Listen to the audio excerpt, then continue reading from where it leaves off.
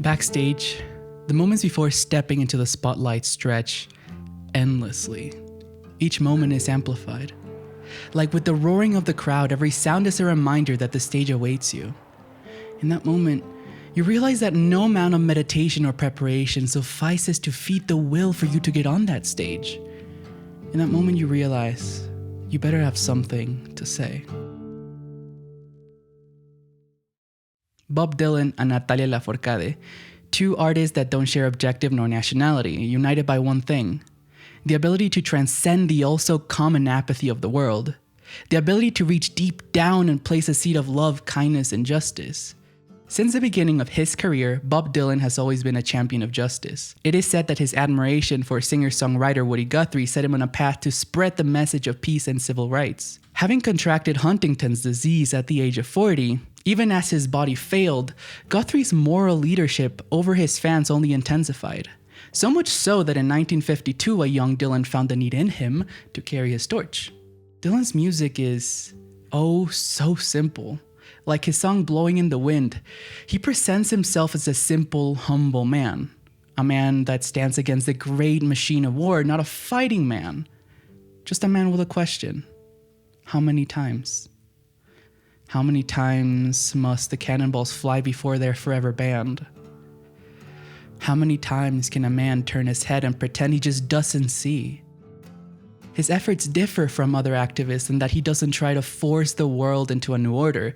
Instead, he places a sprout of empathy in a place we couldn't remove it if we wanted to. That's what makes his songs resonate. He understands the power in contemplating both the beautiful and the ugly side of our nature. Because great art requires contrast. You can't depict a beacon of light without surrounding it in darkness.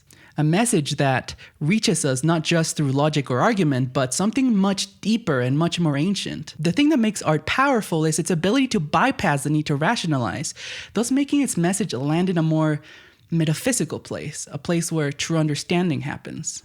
If you saw the film A Complete Unknown or read the book Dylan Goes Electric, you might be familiar with his unorthodox lifestyle, but to me, his unwillingness to change for anyone is a massive takeaway as an artist. That's not to say that people shouldn't change, but he proved that the only reason to change is to evolve, and that comes from within. He gives us the feeling that his essence remains unchanged, no subliminal artistic narrative, no designed stage presence. His brand has always and will always be just him. And you can feel this authenticity in his interviews, his records, his live performances. He always feels so real. His music is like telling a dear friend all about your day, all about your feelings and frustrations. Dylan's the man with a million friends.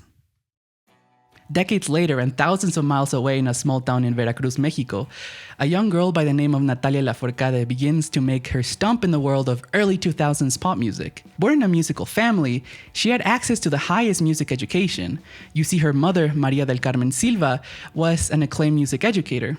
And when Natalia was around 6 years old, she was kicked in the face by a horse. True story. So to help her heal, her mother devised what came to be known as the McCarthy method, a form of musical therapy to aid in the healing of the impediments that her accident caused her. I suspect this made her connection to music deepen in a radical way. She seems to hold music very, very near her heart, a phenomenon that makes me almost feel like I'm reading her personal diary. She's a romantic in the truest sense of the word. Time and time again, she offers her deepest vulnerabilities to her audience, an act of either sheer fearlessness or a genuine love for the world. And not love in the way most artists love their fans, but a genuine personal love, the kind of love that clings and begs for one more moment. Like with Dylan, she's also a very accomplished poet.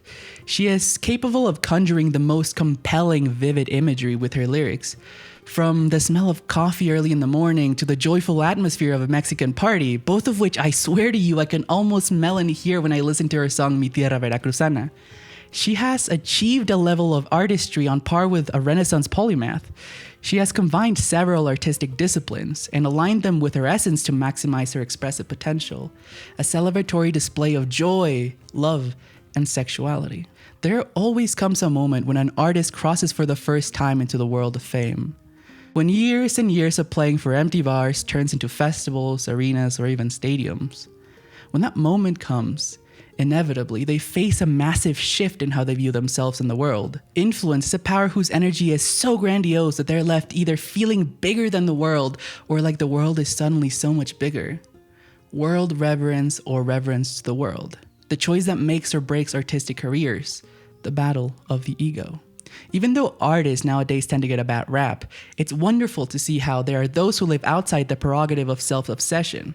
I like to refer to them as the unsung heroes of folk music, and it may sound strange to call them unsung given their fame, but I don't mean unrecognized. I mean unspoken in the way they deserve. Because what they do goes beyond genre, beyond fame. They use music to reach the depths of humanity.